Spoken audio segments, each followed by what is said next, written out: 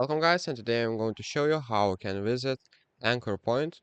So right here on the map is anchor point. You can set a waypoint right here, and what you'll need to do is visit anchor point and earn score around the town. So do various tricks until you get 8,000, and then you will be able to continue. So as you can see, grind it, do various tricks, and get the score.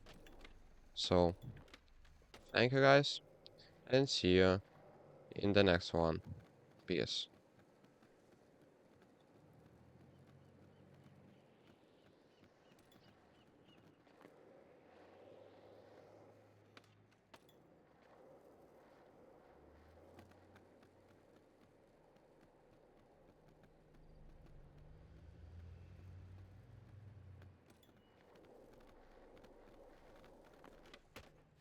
I bet you didn't know Anchor Point is where the first residents of Sandman landed.